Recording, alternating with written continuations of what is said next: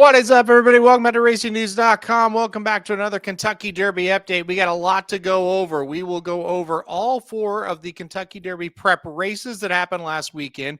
We'll talk about a maiden that really jumped off the page. There were a couple of them, but one in particular we'll talk about. We'll have new top fives from John White and myself, some commentary from John White, as always, as well. And then we'll look ahead to a couple preps that have already drawn that'll be running next, or this coming weekend, I should say. All right, let's get to it. Let's get to some of the results, and we will start with the Withers that was Friday at Aqueduct. Thank God they ran on Friday and not Saturday. They had to cancel Saturday and Sunday because of more winter weather. But the Withers was won by Talk to Me Jimmy. Talk to Me Jimmy gets the job done here. The New York bred who had a blowout victory last time out, wheels right back, has another blowout victory. He wins by 11 lengths. An amazing performance. So Talk to Me Jimmy. Or was it just bad for everybody else? Grittiness second and Ottenho in third. Not good from the second and third place finishers. Talk to Me Jimmy receives an 83 Beyer speed figure for the effort. That's not bad. When you compare the mile and an eighth times, it kind of fits in the middle on that day. It was not the fastest on the day. It was not the slowest on the day, kind of in the middle. Not overly impressive, though, from a time standpoint. Visually, you could really tell the horses behind him were struggling, but good on Talk to Me Jimmy to get the job done here, and good on you if you backed him. 26.54 for the win. Very good payout there for Talk to Me Jimmy. I don't think anything's real serious. I don't think, I mean, hopefully Talk to Me Jimmy, for the New York bred's sake, gets into the field. I think that'd be great. Nothing else from this race is getting into the field if he does not. So let's go to Oaklawn, where, I think we saw a pretty darn good performance for this crop right now in this position, when the number 11 Silent Tactic flew home late to get the job done, whizzing by Soldier and Diplomat, Butane, and a kind of a host of others kind of right there in a bunch.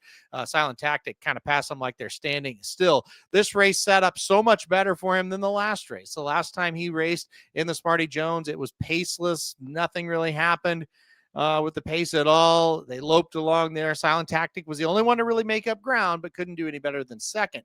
This time around, plenty of pace. He just sat towards the back, made a big wide move, and was able to get the job done. Look, I think 88 Beyer speed figure, I should say that. So an 88 Beyer speed figure for the effort here for Silent Tactic. I think he's kind of proven that, hey, he's probably going to be in the Derby gate. I think that's what this race does. I'm not sure he's the Derby winner, although with this crop, it does seem pretty wide open right now to me. I was not overly impressed, but I do think he finished fast. He finished full of run. He looks like the horse that's going to get better going a mile and an eighth and a mile and a quarter. Soldier and Diplomat second in this race. I'm not sure what he is. Butane, I thought, was just okay. Not great. Rancho Santa Fe kind of did his weird thing again where he stops and then runs again. Not much fired from the back. Liberty National didn't do much. Decode went to the front, looks like a sprinter, like we kind of thought. But this is the one that ran on from the back, number 11, Silent Tactic. You'll see John and I both have him ranked in our top fives. I just kind of feel like he feels like an underneath Derby horse at the best. I just don't know that he's going to be able to get up and win the race. He's going to have to improve going longer. He does have a pedigree that says he will improve as we get longer in distance. So we'll kind of keep an eye on him. He's definitely earned the respect, but now it's just a matter of, okay, what else are we going to see? What else is going to unfold on this Kentucky Derby trail? But a nice solid 88, good, nice closing kick here from Silent Tactic. He certainly looked good down the lane. He really destroyed this field once he got going. The other thing, and maybe you're 2-3 points on the Beyer scale higher, if the horse kind of, Torres tried to maybe go inside for a half second and then ended up not doing that, that would have been not a great move and just kept him outside. And maybe momentum got stopped a little bit. I mean, I think there's promise with the horse. I do think there is promise with the horse. We'll see what happens. We'll see if he can, run next, perhaps in the Arkansas Derby or the Rebel. See if he can start stacking wins. And anytime there's pace, he will come running. And if there's enough of it, he might be able to catch whoever's in front of him. All right, let's go to Santa Anita. Another big upset here. Number 2, Plutarch gets the job done for Bob Baffert. And how about this? Florent Giroux, who shows up in California and he wins the Robert B. Lewis the first weekend he's there. So congratulations to Florent Giroux. He tries to kind of get his career kind of kick-started almost. Just kind of restarted, maybe is the best way to put it. After kind of falling out of grace right now, Plutarch gets the job done here in this one, and he just, look, it was him and Intrepido. They kind of went out against each other. They were banging heads early on the front end, and Plutarch on the outside, and Intrepido on the inside, and they kind of ran 1-2 all the way around there, but it was Plutarch that kind of got the best of him, pulling away late for the victory. Intrepido just 3/4 of a length behind. Plutarch, a 90 buyer speed figure, and Intrepido right there behind him. Secured Freedom ran on for third. He passed Desert Gate, who I was very disappointed in. Desert Gate gets fourth. Secured Freedom third. He passes him late into the stretch. These two top runners I think are okay. I don't have either one of them ranked in the top 5. So I like Silent Tactic a little bit better than these two. But look, Plutarch is bred to run absolutely all day long and is impeccably bred at that. So he might get better as we go longer and become a player in this thing. Intrepido, look, I don't ever thought he was like great, but I think he showed, he's pretty solid. He got out there to the front. I don't really think he wants to go to the front. I just think it's kind of, he fell onto the lead there and tried to make the best of it. So I think they'll both move forward. I think they'll both get a little bit better the longer they go as well. So, look, I think Plutarch and Intrepido can make the Kentucky Derby gate. And I think with just a little bit of improvement, if they improve, I should say, in their next starts, maybe they're in with a chance at this thing. I didn't think either one of them were bad at all. Then finally, the race I liked the best was the Sam F. Davis Stakes, which was won by Renegade. And I was most impressed with Renegade on the weekend as far as the stakes races go. Look, I thought he did almost exactly kind of how you drew it up as far as what he likes to do. He's going to come from off the pace. He doesn't have a ton of early speed. He's never going to fall dead last, but he's going to be, towards the back, at least the middle of the back of the pack there. And so, I thought he was at a good spot. I thought the pace was fine for him. He made a big wide move. They never really, tried to save a lot of ground, and he just kind of dusted him in the stretch. He just kind of ran away from him a little bit over 3 lengths, the victory margin there. And look, I thought he was great. He gets a 92 buyer speed figure, so he gets the highest of the 4. Not that is the end all be all, but it kind of looked like it. If you watch those 4 races live, the speed figures kind of, to me, at least in my opinion, they kind of fall where you kind of thought they would. You thought this would be the highest rated race. It looked like the best race when you watched it. And yeah, so I think Renegade really proved a lot in this spot. I thought it was an excellent race from him. A couple of other notes here. Wayne's Law, a massive long shot, gets second. The Puma gets third. He got kind of a tough trip. He kind of got kind of hung inside a little bit. Javier Castellano rode him on debut. He did not come over to ride him here, which I thought was a bad sign. We found that out the day of the race, that he's not coming over. So I thought it was a bad sign. And I don't know. I think that, the ride / trip, however you want to call it, may have cost the Puma second. He was never beating Renegade, in my opinion, in this race. Confessional was a horse that took money. He did nothing. Dr. Kapoor, I think I'm done with him as well. He took a little bit of money and didn't do much here. So I think moving forward, Renegade's going to be awfully tough. The Puma, let's try a Maiden. Maybe if you're going to aim for the classic type of races, maybe the Preakness should be a goal out of here. I think he really needed to win here if you're going to move him forward on the Kentucky Derby trail. Probably should have just went over to Gulfstream and ran on that Maiden. If Javier Castellano was not going to come for this mount, maybe that's what you should have done. But look, he ran okay. He got third, and like I said, the trip probably cost him second. I am by no means done with the Puma. He could have ran a little better, though, honestly, I think. But maybe that's unfair. Like I said, the trip was not fantastic. One more thing at Tampa, and this one really took us by surprise, at least me by surprise. Let's go down to Tampa Bay Race 6. This was a maiden special weight with a couple of first-time starters for Chad Brown and Todd Pletcher. Emerging Market and Power Shift were the 2 horses.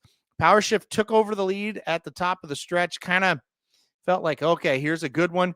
But if you go back and watch, Emerging Market makes a massive move at the top of the stretch as well. They kind of get head and head. It's a long battle down the stretch. It's a battle that Emerging Market wins, and kind of at the very end wins it kind of decisively, kind of put the horse away. Last 50 yards, let's say, you kind of knew Emerging Market had it. Gallop Out was big for Emerging Market. Power Shift 2, not too bad either. They were well clear of the third place horse, Make My Day. Watching it live, I said to myself, that was really nice. Now, did I, I only watch it once. We're going on other things. You're in the middle of the day. You're trying to watch 3 or 4 tracks. But I made a note. Hey, go back and kind of check that. Go back and kind of look at, how that mile and 40-yard time compares to the race before, which was Zany, which was a horse on the Kentucky Oaks Trail. Like kind of look into it more. Made a note to myself. You go back and you rewatch it, like, yeah, that's really good. The time, wow, that's almost a second and a half faster than the stakes race in race 5. The Beyer speed figure comes back 96 for Emerging Market, 95 for Power Shift. Those are the highest Beyers for 3-year-olds. Now, I know, you're facing weaker company in maidens, but they got higher Beyers than all the stakes. If you go back and watch Emerging Market again, and even Power Shift, you better keep an eye on these 2 horses. Can they get on the Derby trail? I don't know. Can they? But what about like a Preakness or a Belmont, kind of that late developing horse? I thought Emerging Market was the most impressive horse of the weekend when it comes to 3-year-olds. Again, it's maidens. I don't know if he'll be able to do that against stakes company. Sometimes you get up against bigger company. You can't make big moves like that. I'm just saying, keep an eye on this horse. He's very interesting moving forward for Chad Brown. Flavian Pratt rode here. I would imagine he'll ride him wherever he wants to go next. Might be too late. I don't have him in my top 5 Kentucky Derby horses because it's getting tough. We're kind of getting late in the game as far as debuting horses and then throwing them on the trail. I could see Chad Brown kind of taking the conservative route, maybe going to the Preakness or something like that. So just keep an eye on Emerging Market and Power Shift. I think they both have big futures. All right, let's get to top 5s now, and I'm going to go through mine first. And I've got a decent amount of changes here. Number 5, Silent Tactic. I went ahead and put him number 5, and like I said, I wasn't blown away by this horse, but he just kind of feels like one that's going to be around. And I have a ton of respect for Mark Cassidy as a trainer. I think he'll get him there. I think he'll get him to run well. So Silent Tactic will be number 5 for me. Commandment up to number 4. We're waiting for him back, but you keep thinking about the Mucho Macho Man. That was a really good race. I think he'll run in the Fountain of Youth next, and I think he'll be, one of the top 2 or 3 choices in that race. So I like the race enough to keep him there. Kind of a placeholder, kind of if we see something big in the next couple of weeks, maybe, he gets knocked down before he goes to the Fountain of Youth where he could get back on the list. Number 3, Nearly. My number 1 horse is now down to number 3 this week. If you watch my stuff from last week, I certainly am not hating on Nearly. I just didn't think it was that great. I know he ran very fast early in the race. So if you run that fast early, you're not coming home that fast late. I think it's like razor thin between the top 3 right now. So you could easily flip him. May flip him after this week and put him back at number 1. I don't know. Something about me just says I'm not sure on him just yet. But look, he'll probably be my pick in the Florida Derby. And, if he wins there, maybe I come back and, the first weekend in April, and I'm saying, oh, he's the horse, So nothing really negative about him. Just, I don't know. I didn't love how he finished up in that race. I did love how my number 2 ranked horse, Renegade, finished in the Sam F. Davis, full of run, huge gallop out. I like this horse. I've liked this horse from the very start. I'll put him up at number 2. I had him at number 3. We'll move him up to number 2. And the only reason I don't have Renegade number 1 is Paladin beat Renegade in the Rimson. I'm going to put Paladin number 1 this week. I'm going to just put him there. It's probably a week too early. Maybe you should just keep Nearly number 1, Paladin 2, Renegade 3, or do whatever you want and wait till Paladin runs. But all along, I've really liked Renegade, and I've liked Paladin a little bit more. Paladin, like I said, did win the Rimson. Let's see if he wins the Risen Star. That'll be exciting to see. But I'm going to put Paladin number 1 this week in a top 3 right now that, it's very, very close between these horses. All right, let's go to John's now. John's going to go Silent Tactic number 5 as well. So him and I have the same number 5. He'll keep Litmus Test at number 4. I'll make a little comment on Litmus Test. Scratch out of the Southwest. I think we're going to see him in the San Felipe. That's kind of what they've said. I'll wait and see on it. I don't know. I don't like missing races. So I took him out, but I understand leaving him at number 4 there for John. And John has Renegade back in this week at number 3. Obviously, that big win in the Sam F. Davis. He'll have Paladin number 2 here for another week, and he will put nearly at number 1. All right, let's go to John's commentary here. He says, the way I see it at the present time, this year's Kentucky Derby is wide open. It is totally up for grabs. At Santa Anita, Plutarch became trainer Bob Baffert's 8th straight Robert B. Lewis winner. That's certainly quite a feat on Baffert's part, but Plutarch does not quite crack the top 5 this week. I still think Litmus Test is the best 3-year-old in the powerful Baffert barn. I agree with John. I'm not sure how powerful that barn is right now with 3-year-olds, but I do agree Litmus Test probably the best one. Back to John. Silent Tactic debuts on my top 5 this week following his comfort behind victory in the Southwest Stakes at Oaklawn Park. And also moving on to my top 5 this week is Renegade. I now have Renegade at number 3 after his emphatic victory in the Sam F. Davis Stakes at Tampa Bay Downs. Last year, Paladin and Renegade finished 1-2 in the Rimson Stakes, and now I rank Paladin and Renegade 2nd and 3rd in my top 5 behind Holy Bull winner Nearly. Looking ahead, Paladin heads a field of 8 entered in the Risen Star this coming Saturday. The Fairgrounds contest has also attracted Golden Tippo. Golden Tippo is 2 for 2, and he comes off a win in the LeComte Stakes. Will the Risen Star winner be Paladin or Golden Tippo? Will it be somebody else? I'm certainly looking forward to see what happens in the Risen Star. And like I always say, John is a professional. You could always tell it. Quick transition to the Risen Star, the first 50-point race of the season. The Risen Star Stakes up on the screen for you now. Field of 8 here. Golden Tippo, like John mentioned, he is 2 for 2. He's drawn the 2-hole. Paladin draws the 4-hole. Field of 8, so not a bad draw really in the bunch here.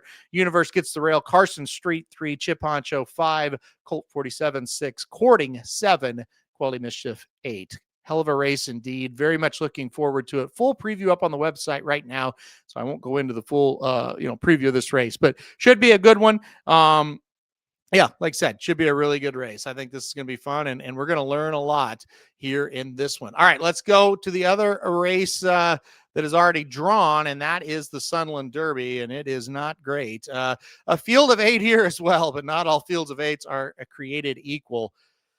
Express Kid, winner of the Remington Park Oaks, had a huge number. He's back. Let's see if he can make it 2 in a row here. He certainly looks like he should. There's not much in this race. The number 6, Bricklin, is the other one that kind of catches the eye. He scratched out of the Southwest Stakes to run here. Probably a good idea. The Southwest Stakes, pretty good race.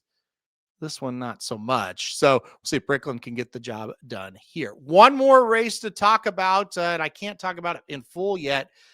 But the big race over in Saudi is the Saudi Cup. It's coming up this weekend. The Saudi Derby will also be this weekend. That is going to be a Kentucky Derby prep race as well. That field is not out yet. My World is going over from the United States. Of course, the winner of the Jerome there in My World. And it sounds like we could have a big European/Japanese contingent coming over as well. We'll talk about that race. There will be a full preview of that race out once it draws, I believe, Tuesday. So look Tuesday night, Wednesday morning, we'll have a full preview out of that race as well. All right, guys, that'll do for this week. Hit that like button if you like the video. Hit subscribe if you really like it. When I get alert every time we do videos like this. And most importantly, come back next week for another Kentucky Derby update.